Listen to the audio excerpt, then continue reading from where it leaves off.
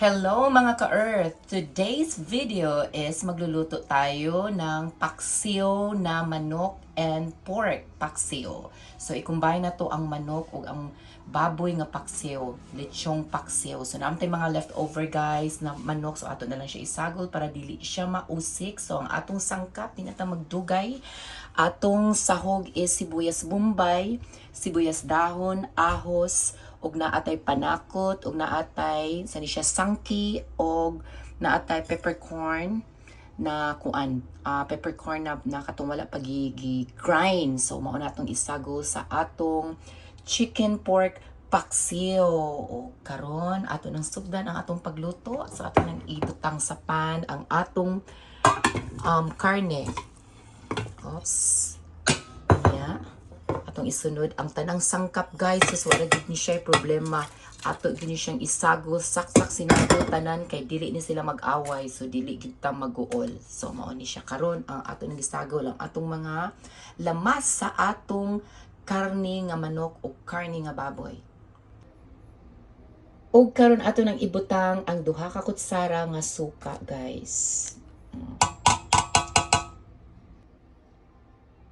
Ug atong isunod ang oyster sauce.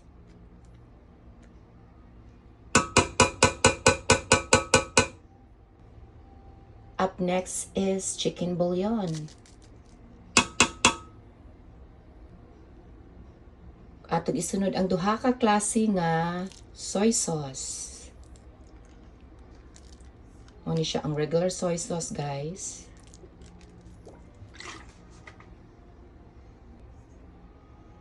Ug ang very dark soy sauce, kumao ni siya ang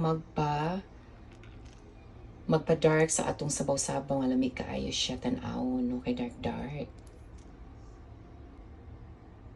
Ug karon para makumpleto na ang atong chicken pork paksiw, ato siyang butangan og sabaw-sabaw. So depende ra gyud ninyo kung unsa kadaghan ang sabaw nga inyong gusto para sa inyong paksiw guys. So kung gusto mo isabaw sa kanon, so daghanon ninyo. Kung gusto sa mog pinaagos, pwede ra sa dili ninyo daghanon ang sabaw. So kamo ra jud bahala kay kamoy nagluto, kamoy magbuot.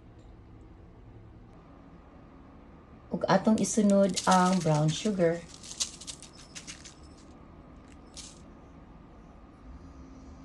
Ug medium heat nga kayo guys.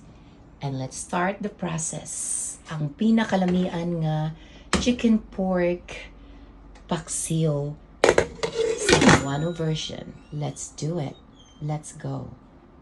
Ito maayo guys para masagod gyud ug motuhop ang atong panimpla ug ang atong mga sahog.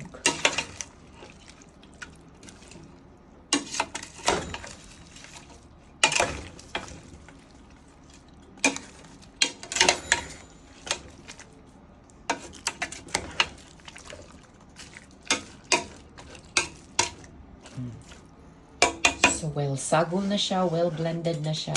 So, ato na siyang paaguson or isim sa medium heat nga kayo. Ug karon naluto na ang atong paksiw nga manok ug baboy guys. So, ato siyang tilawan, no? Para i-finalize na ito. Ito na ba atong timpla para mag-adjust. Puno na tas mga asin ug uban pa.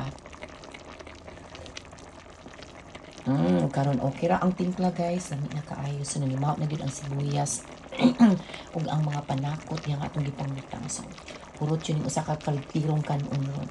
Bantay ka lang.